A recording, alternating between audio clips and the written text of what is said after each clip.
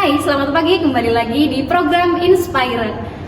Program untuk membahas tentang hal-hal yang menarik dari mahasiswa Malang dan juga sebuah percakapan yang akan menyajikan obrolan-obrolan seru dan juga menarik dari berbagai mahasiswa di Malang.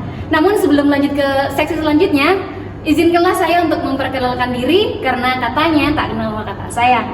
Nama saya Yayat yang akan menemani Anda selama beberapa menit ke depan. Mungkin langsung saja karena di samping saya sudah ada narasumber, bisa memperkenalkan diri. Baik, perkenalkan nama saya Ayunda Bakiatus Solehah, bisa dipanggil Yunda. Oke, Mbak Yunda ya. Iya. Ini panggilnya biar akrab, panggil apa? Mbak, Iya, kakak atau Mbak aja. Mbak. Mbak Yunda. Mbak Yunda ini berasal dari mana kalau boleh tahu? Kebetulan saya dari Sumeneb, Madura. Sumeneb, Madura. Madura sama loh, saya juga dari Madura. Oh, Soalnya ada beberapa stigma katanya kalau orang Madura tuh suka mencuri besi, Mbak. Kan gimana gitu, stigmanya sangat tidak profesional. Nggak sesuai sebenarnya dengan Iya. stigma-stigma tersebut.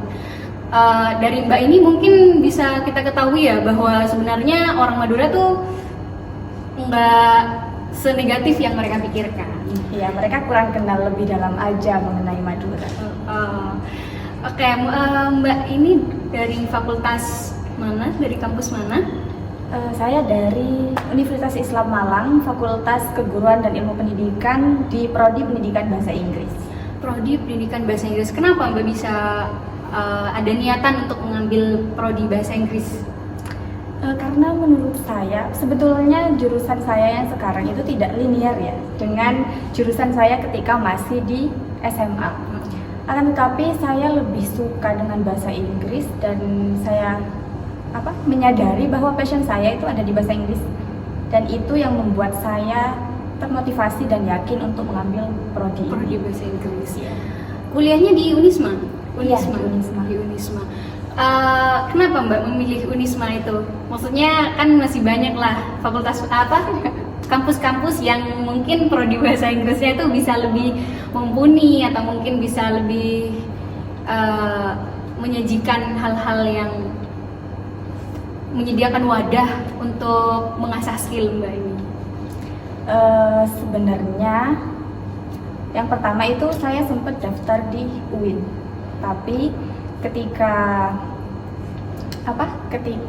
pengumuman saya itu kan pas seleksi itu di sesi 1, ternyata yang sesi 1 itu terjadi error sehingga nilai semua itu tidak terupload dan saya tidak mengikuti ujian susulan, akhirnya dinyatakan tidak lolos.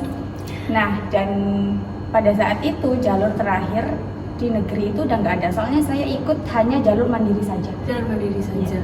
Berarti nggak ikut SNMPTN atau SBMPTN? Tidak, soalnya saya sebelumnya kan sebenarnya tidak diperbolehkan untuk masuk prodi bahasa Inggris, disuruh untuk masuk kesehatan, makanya tidak mengikuti di seleksi-seleksi lainnya.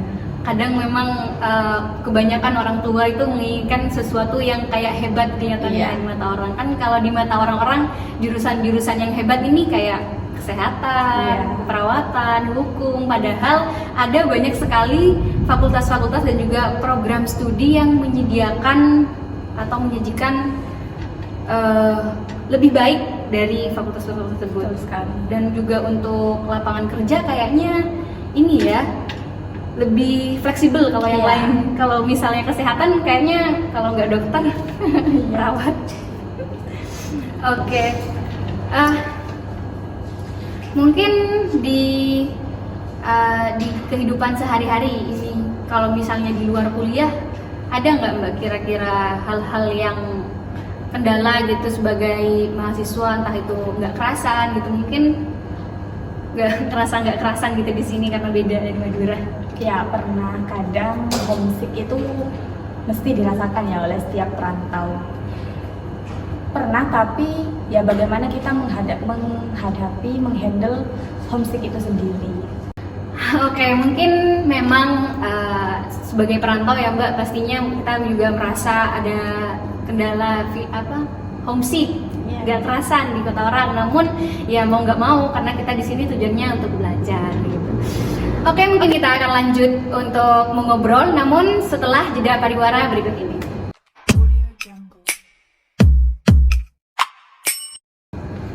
Hai, balik lagi bersama Yayat yang akan menemani ngopi pagi Anda. Oke, tadi kita mengobrol sama Mbak ini. Masih ingat kan sama Mbak ini? Oke, tadi kita mengobrol sampai di biasanya anak Malang itu atau anak rantau pastinya homesick lah. Namun sebagai anak rantau sudah bisa mampu mengatasi kehomesikan tersebut. Jadi mungkin beberapa hal memang sulit, namun bisa teratasi sampai udah enak ya stay di Malang ini. Alhamdulillah. Udah, alhamdulillah. Dengar-dengar nih Kak, soalnya kemarin pas buka Instagram aku lihat Kakak di post di salah satu Instagram putra putri Fakultas Keilmuan Bahasa Inggris. Gimana sih Kak perjalanannya bisa menjadi seorang duta? Keren banget loh itu. Ya, pertama itu yang penting kita memiliki kemauan. Ya, kita harus memiliki kemauan. Nah, ketika kita sudah memiliki kemauan, tinggal bagaimana usaha kita untuk menuju seleksi-seleksi untuk menjadi bagian dari duta fakultas tersebut. Tentunya dalam dunia duta ini kan mesti ada beberapa rangkaian seleksi yang harus mereka ikuti. Nah, jadi ketika mereka sudah memiliki kemauan dan usaha, tinggal mereka meyakinkan bahwa diri mereka itu bisa. Dan poin yang paling penting itu berani dan percaya diri. Berani dan percaya diri penting, makanya dimanapun dan kapanpun kalau nggak berani dan nggak percaya diri mah nggak jadi apa-apa, jadi semut. Ini pas ada seleksi nih Kak, Kakak pernah nggak sih merasa insecure atau minder pas seleksi itu? Pernah. Pastinya tiap orang itu mesti memiliki rasa insecure atau minder ya. Tapi balik lagi, kita harus percaya pada diri kita sendiri. Ketika kita melihat kelebihan yang dimiliki oleh orang lain, jangan merasa insecure yang akhirnya malah membuat diri kita down. Tapi jadikan orang yang kamu kira itu melebihi dari kita sebagai motivasi untuk kita terus berprogres dan meningkatkan value kita. Berarti pas kakak ini di waktu seleksi nih, wah saya insecure, tapi balik lagi kakaknya ini udah bisa pede lagi. Iya. Pede. Oke. Kalau boleh tahu kenapa memilih menjadi duta Kak? Kenapa memilih menjadi duta ya? Pertama itu saya tidak langsung terjun di duta fakultas ya, saya mengikuti di duta prodi dulu. Nah, ketika masuk di dunia prodi itu, saya merasa saya punya potensi dan saya harus bisa lanjut tidak hanya dalam tingkat prodi. Nah, makanya saya melanjutkan ke tingkat fakultas untuk lebih mengetahui sampai mana sih kemampuan saya gitu, seperti itu. Makanya saya memilih untuk berprogres untuk mengikuti seleksi duta fakultas di mana tingkatannya kasarannya lebih tinggi lah ya dibanding dengan prodi seperti itu. Kriteria untuk menjadi seorang duta ini ada nggak sih Kak? Kriteria tertentu kan ada. Kadang stigma masyarakat ini seorang duta itu harus cantik, tinggi, putih, langsing. Dengar-dengar gitu sih Kak. Ya. Jadi berhubung ini sudah ada seorang dutanya sendiri di sini, apakah stigma dan stereotip dari masyarakat tersebut benar adanya? Oke, stigma itu tidak sepenuhnya benar ya. Memang dalam dunia pageant atau kedutaan itu ada yang disebut dengan 3B, yaitu brain, beauty, dan behavior. Yang brain ini maksudnya nggak harus otak kalian itu yang bagus gitu ya. Pintar memang dibutuhkan sih emang dimanapun. Smart ya? Ya, smart seperti itu. Terus yang kedua beauty ini bukan hanya dari luarnya saja. Jadi beauty ini sama behavior menurut saya nyambung dengan kebiasaan kalian yang baik, memiliki kebiasaan yang baik atau pribadi yang baik. Maka orang-orang juga akan menilai dengan dari tingkah laku mereka seperti itu. Tidak hanya kecantikan, tinggi, putih, itu masih nomor kesekian kalau menurut saya. Karena dalam setiap komunitas atau dalam setiap dunia pageant itu memiliki kriteria tersendiri di mana dari 3B itu akan ada salah satu yang mereka tonjolkan untuk dipilih. Salah satu yang ditunjukkan. Saya setuju banget sih Kak, soalnya Kalau saya tuh melihat seseorang itu cantik namun dia itu nggak smart atau misalnya kelakuan dia kayak minus ya di luar sana seperti sekarang yang sudah kita lihat di lapangan, kayaknya orang tersebut tidak memiliki kualitas di mata saya. Dan hal-hal seperti itu juga mempengaruhi isu sosial ya Kak, karena ada domino effect di dalamnya. Kalau misalnya kita melihat dan juga memperhatikan orang-orang yang kelakuannya kayak nakal, mabuk-mabukan, intinya dia cantik tapi kelakuannya jelek, jadi kayak tidak pantas untuk dilihat. Jadi orang tidak suka gitu. 3B, behavior, beauty, and brain. Brain first. Ya, memang kita harus smart dulu, baru cantik luar dalam lah ya istilahnya, baru attitude, karena di mana-mana memang enak itu penting. 3B ya, memang 3B itu memang sangat penting ya Kak. Di tengah kesibukan Kakak ini sebagai duta fakultas dan juga kuliah semester 5, pastinya juga banyak tugas, banyak kesibukan juga. Gimana sih Kak cara membagi waktu itu? Mungkin bisa di-share ke warganet dan juga para audiens nih. Pasti kan pengen tahu kan? Duta fakultas ini kan nggak setiap hari memiliki kegiatan seperti mungkin Hima Prodi, BEM ataupun DPM. Jadi kegiatannya ini di duta fakultas hanya dilibatkan ketika ada acara-acara fakultas. Nah, dan pastinya itu sama sekali tidak mengganggu terhadap kegiatan perkuliahan kita. Nah, sekalipun mengganggu mungkin ketika latihan atau akan ada briefing sebelum melaksanakan acara, itu mestinya dilaksanakan di luar jam perkuliahan. Nah, untuk memanajemen waktu itu sendiri dengan kuliah, antara kuliah dengan organisasi ya, karena menurut saya organisatoris yang baik itu adalah mereka yang tidak meninggalkan kuliahnya. Jadi yang harus diutamakan itu adalah kuliahnya terlebih dahulu, baru organisasinya. Kakak ini juga aktif jadi organisasi ya, aktif di organisasi. Berarti kalau misalnya menjadi seorang duta ini tidak sama sekali mengganggu terhadap perkuliahan dan juga organisasi yang lain. Tidak, karena kita kan dianggapnya sebagai role model di fakultas. Jadi harus memberi contoh yang baik kepada fakultas. Harus disiplin ya Kak. Kuliah, tiba-tiba kuliah nakal, nilainya F maksudnya. Kan nanti jadi di blacklist dari duta.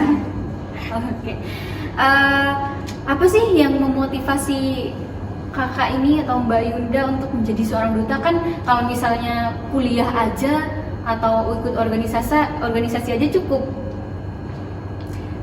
Kebetulan saya itu suka mencoba hal baru. Dan menurut saya duta atau dunia pageant ini merupakan hal baru yang harus saya coba. Hal baru yang harus dicoba. Jadi kakak ini suka tantangan ya atau challenge. Jadi tiap ada tantangan atau challenge pastinya jiwa-jiwa adrenalin tergerak. Keren, saya termotivasi loh. Soalnya saya tuh orangnya pemalas. Jadi kalau misalnya ada tantangan atau hal-hal baru challenge, pastinya nanti aja lah. Padahal saya pengen loh menjadi seorang yang bersinar.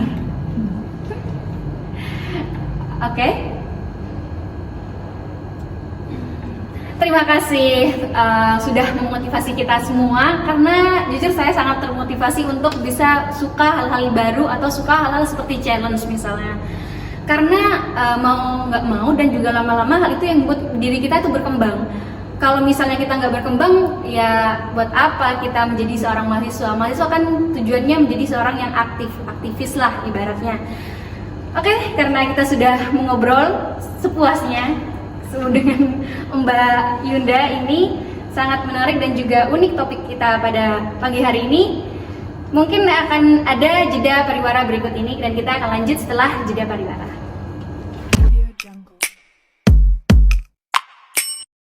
Hai, kembali lagi bersama kita yang akan menemani ngopi pagi Anda semakin seru dan juga tentunya dengan insight-insight dan juga knowledge yang baru.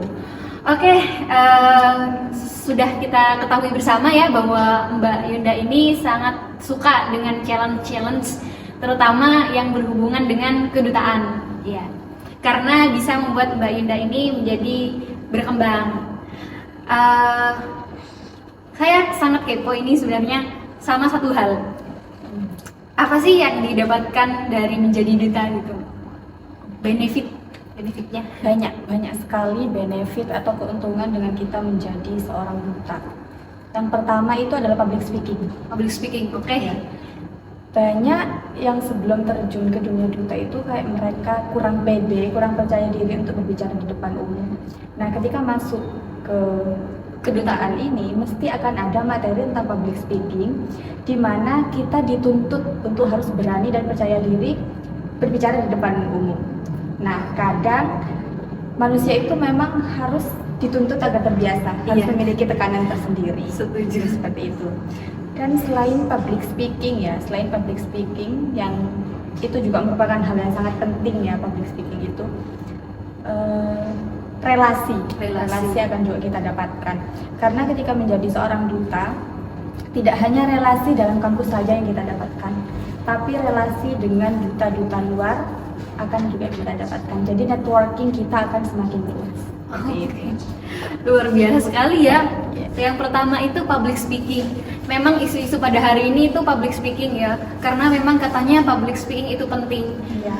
Karena kalau misalnya orang itu nggak bisa public speaking, ya otomatis hidupnya jadi abu-abu mungkin atau gimana. Karena kalau orang sudah bisa public speaking itu semakin luas, semakin banyak kesempatan agar dia tuh bisa dapat kerja.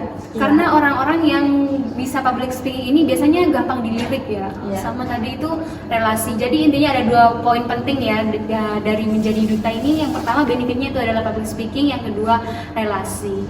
Jadi memang benefitnya ini sangat bukan abstrak ya, tapi udah fakta nyata gitu. Karena kalau misalnya kita memiliki relasi, otomatis kita juga banyak dikenal sama orang. Kalau misalnya dia membutuhkan sesuatu atau apa, misalnya di dunia kerja yang dilirik juga pasti kita ya berpotensi nih, anaknya udah public speakingnya bagus, relasinya banyak.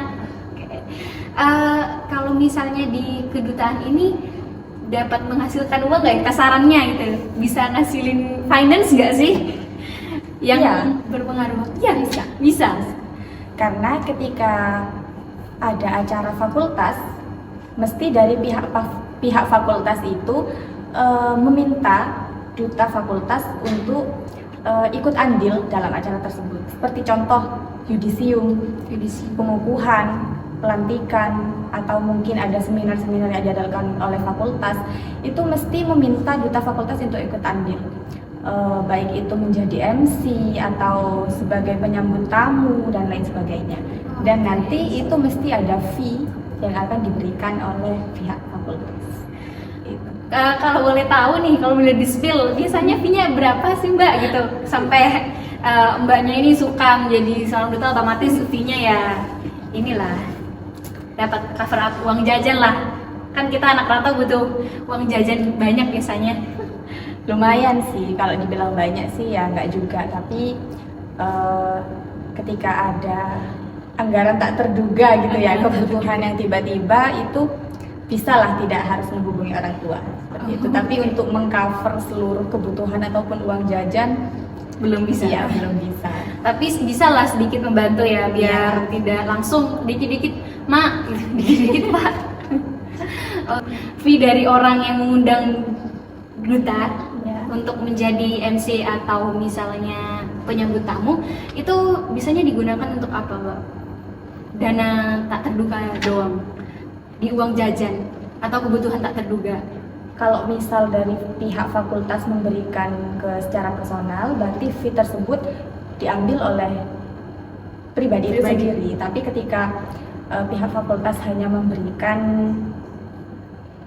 ini untuk duta fakultas kasarnya begitu, jadi uang itu, fee itu dimasukkan ke kas. Oh, jadi ada 2 macam fee, fee personal sama fee yang komunitas. Oke. Oh, berarti kalau misalnya fee dari menjadi duta ini masih belum bisa meng-cover up uang jajan ya? Iya, belum bisa. Ada keinginan nggak sih untuk mencari hal lain di luar kedutaan gitu yang bisa meng-cover up uang jajan, atau udah cukup seperti ini aja, dinikmati, enjoy aja? Mau sih mau ya, tapi saya rasa untuk beberapa organisasi yang sudah saya ikuti dan juga kesibukan kuliah, untuk mencari freelance atau kerja sampingan itu sepertinya saya masih belum mampu untuk memanajemen waktunya. Iya. Seperti itu, jadi cari aman aja. Karena kadang kalau misalnya freelance itu orang anak kuliah itu work under pressure. Iya. Mereka bekerja di bawah tekanan, belum lagi tugasnya, belum lagi seorang duta ya harus ini ada tugas lain beda, belum lagi ikut organisasinya. Benar-benar tubuhnya dan juga pikirannya, intinya jasmani dan rohaninya dipush untuk menjadi budak korporat. Untuk menjadi budak korporat. Oke, jadi kesimpulannya itu kalau misalnya fee dari kedutaan ini masih belum bisa mengcover up seluruh biaya yang diperlukan. Gitu teman-teman. Jadi kalau misalnya ada kesempatan jangan disia-siakan. Jadi kalau misalnya ada kesempatan, take it, don't leave it. Kan misalnya take it or leave it. Take it, don't leave it. Pakai don't ya. Biar maksudnya nanti teman-teman ini bisa juga menjadi seorang duta, kan siapa tahu. Kan juga bisa, walaupun nggak bisa meng-cover up seluruh uang jajan, SPP dan segala macam, tapi dia juga masih bisa sedikit membantulah orang tua gitu. Oke, mungkin kita akan lanjut kepada percakapan selanjutnya. Kita akan masih lanjut ke perbincangan selanjutnya, namun setelah jeda pariwara berikut ini.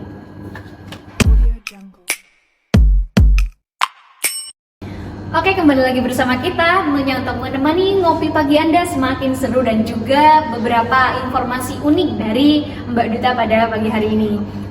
Mungkin apa sih suka duka dari menjadi seorang duta ini?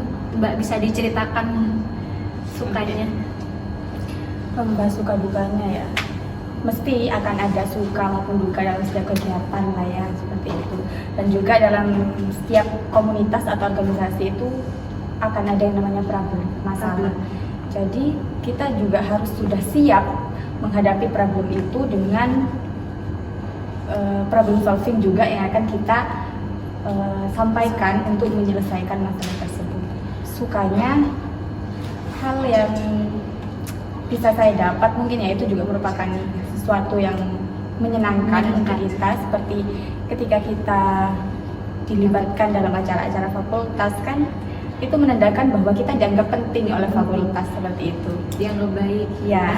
Dan untuk hal yang enggak kurang enak lah ya seperti bukan harus dituntut untuk perfeksi, tapi kita juga harus menjaga image kita sendiri sebagai duta fakultas. Bagaimana kita bisa memberi contoh kepada mahasiswa dalam tingkat fakultas, memberi contoh yang baik agar mereka bisa mencontoh hal-hal yang baik dari kita, sehingga kita itu pantas disebut sebagai role model fakultas. Oke, mungkin ini ke pertanyaan yang paling kita tunggu-tunggu bersama ya, ke pertanyaan yang sangat berkesan dan juga mungkin para audiens ini, para penonton ini bisa memetik informasi dari pertanyaan yang terakhir ini. Boleh di-share bagaimana sih tips and trik menjadi seorang duta fakultas gitu. Tentunya kita semua pasti mau menjadi seorang duta. Oke, mungkin sebelumnya sudah saya bahas ya, tips and trik untuk menjadi duta itu. Hal yang paling penting adalah berani dan percaya diri atas potensi atau kemampuan yang kita miliki. Ketika kita sudah percaya pada diri kita sendiri, ketika kita sudah merasa bangga kepada diri kita sendiri, maka kita tidak akan merasa insecure, tidak akan merasa takut untuk maju, berprogres, dan menampilkan potensi apa yang sudah kita miliki. Berarti step pertamanya itu kita itu harus mengenali diri sendiri ya, passion, skill kita. Karena kalau misalnya kita belum kenal passion kita di mana, ya mungkin akan muncullah rasa-rasa insecurity itu. Jadi intinya menjadi seorang duta itu ada 3 poin penting. Yang pertama itu brain, behavior, and beauty. Ya, jadi smart, pintar dalam artian bukan harus pintar matematika dan segala macam ya, tapi minimal paham tentang basic life hacks gitu, atau basic life. Kemudian cantik itu nggak perlu hanya tentang fisik saja, dan juga manner, attitude itu yang paling penting. Oke. Terima kasih karena sudah berkenan untuk hadir pada acara pada hari ini, yaitu program Inspired, ya tentunya sesuai namanya program ini diharapkan untuk bisa menginspirasi para penonton. Makanya kita tuh menghadirkan orang-orang yang inspiratif karena sebagai education entertainment, jadi otomatis kita butuh juga pendidikan, namun juga diselingi dengan hiburan di dalamnya. Oke, terima kasih. Mungkin hanya itu dari kita. Oke, terima kasih karena sudah menonton. Jangan lupa like and subscribe. Kita sudah sampai di penghujung acara karena ada pertemuan, harus ada perpisahan. Terima kasih atas waktunya karena sudah menonton. Selama saya selaku host pada pagi hari ini, saya Yayat dan narasumber kita, Saya Yunda. kami pamit undur diri.